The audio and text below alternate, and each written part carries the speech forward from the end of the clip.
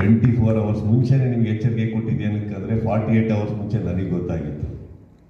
ನಾನು ನಿಮಗೊಂದು ಮಾತು ಹೇಳಿದೆ ಅಲ್ಲಿ ನಮ್ಮ ಸ್ನೇಹಿತರಿಗೆ ಇಂಟರ್ವ್ಯೂ ಕೂತ್ಕೊಂಡಾಗ, ಪ್ರತಿ ಕ್ರಿಕೆಟ್ ಟೀಮಲ್ಲಿ ಆಪೋಸಿಷನ್ ಟೀಮಲ್ಲಿ 11 ಜನ ಇರ್ತಾರೆ, ನನ್ನ ಟೀಮಿಗೆ ಮಾತ್ರ ಎದುರುಗಡೆ 33 ಜನ ನಿಂತಿರ್ತಾರೆ ಅಂತ. ಬಟ್ ನಮ್ಮ 11 ಜನ ಸಾಕು ಸರ್, ಸಖತ್ತಾಗಿ ಆಲ್ರೌಂಡರ್ಸ್ ಇದೀವಿ ನಾವು, ಸುಮ್ಮನೇನಿಲ್ಲ, ನಾವು ಮಾತಾಡೋದು ಅಷ್ಟೇ. ಬಟ್ ನೀವೇ ನೋಡಿದ್ರಿ, ಇವಾಗ ಅಹಂಕಾರದಲ್ಲಿ ಅಭಿಮಾನಿಗಳನ್ನ ಮುಂದೆ ಇಟ್ಕೊಂಡು ಮಾತಾಡೋ ವ್ಯಕ್ತಿ ನಾನು ಆಗಿದ್ದಿದ್ರೆ ಇಷ್ಟು ವರ್ಷದಿಂದ ನೀವು ನೋಡಿದ್ರೆ ಸುದೀಪ್ ಸುಳ್ಳಲ್ಲ, ನಾನು ಆ ಥರ ಅಲ್ಲ. ಬಟ್ ಮಾತಾಡಿದ್ದೀನಿ ಅಂದರೆ ನಾನು ಏನೋ ನೋಡಿರ್ಬೇಕು, ಕೇಳಿರ್ಬೇಕು, ದೃಢವಾಗಿ ಆಗಿರ್ಬೋದು. ಇವತ್ತು ನಿಮ್ಮ ಕಣ್ಣಿಗೆ ಕಾಣಿಸ್ತಾ ಇದೆ.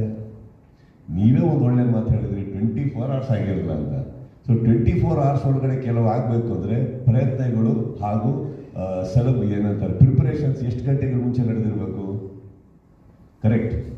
ನಾವು ಇದೇ ವೃತ್ತಿಯಲ್ಲಿದ್ದೀವಿ, ನಮಗೂ ಒಂದಿಷ್ಟು ಸಂಪರ್ಕಗಳಿದ್ದಾವೆ, ಅಲ್ಲಿಂದ ನಮಗೆ ಬರುತ್ತಲ್ವ. ಬಂದಿದ್ದು ದೃಢವಾಗಿ ಬಂದಾಗ ರೆಡಿ ಇದ್ದೀವಿ ಅಂತ ಅಂದೆ ನಾನು ಅಷ್ಟೇ. ಪಾಯಿಂಟ್ ಏನಂತಂದರೆ ಅಗೇನ್ ಗೋಯಿಂಗ್ ಬೈ ದ್ಯಾಟ್, ಸ್ವಲ್ಪ ತಾಳ್ಮೆಯಲ್ಲಿದ್ದಾಗ ಪ್ರತಿಯೊಬ್ಬರಿಗೂ ಅವರ ಉತ್ತರಗಳು ಸಿಗ್ತವೆ ಸರ್. ಇದು ಯಾವುದೂ ಅಲ್ಲ, ಏನು ದೊಡ್ಡದೇನು, ಚಿತ್ರರಂಗ ಅಷ್ಟೇ. ಇದು ಬಹಳ ಪ್ರೀತಿಯಾದಂಥ ಒಂದು ಸಂಭ್ರಮ ಪಡುವಂಥ ಒಂದು ವೃತ್ತಿ, ನಿಮ್ಮೆಲ್ಲರೂ ನಗಿಸೋದಕ್ಕೆ ಖುಷಿ ಪಡಿಸೋದಕ್ಕೆ ಇರುವಂತಹ ಒಂದು ಪ್ರೊಫೆಷನ್. ಒಂದು ಎಲ್ಲರೂ ಥಿಯೇಟ್ರ್ ಮುಂದೆ ನೀವೇ ನೋಡಿದ್ರೆ ಆ ಸಂಭ್ರಮ. ಕರೆಕ್ಟ್.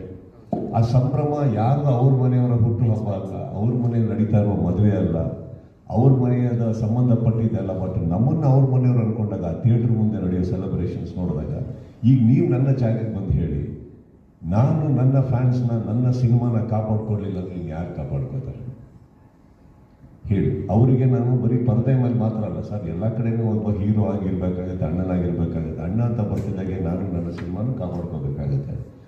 ಹಾಗಂತ ಯಾವುದೋ ಗಲಾಟೆ ಮಾಡಿಕೊಂಡು ಬಾಡ್ದಿದ್ದೆಲ್ಲ ಮಾಡ್ಕೊಂಡು ಹೋಗೋ ವ್ಯಕ್ತಿ ನಾನಲ್ಲ. ಬಟ್ ನೀವೇ ಹೇಳಿದ್ರಿ, ಇವತ್ತು ನಿಮ್ಮ ಬಾಯರೇ ಬಂತು, ಭಾಳ ಚೆನ್ನಾಗಿ ಖುಷಿ ಆಯ್ತು ನನಗೆ ಕೇಳಿ. 24 ಅವರ್ಸ್ ಆಗಿಲ್ಲ ಅಂದರೆ you notice that sir. Correct. ಅಷ್ಟೇ ಸರ್ ನಾನು ಮಾತಿದ್ದು. ಈಗ ನೀವು ಸೆಕೆಂಡ್ ಪಾರ್ಟಿಗೆ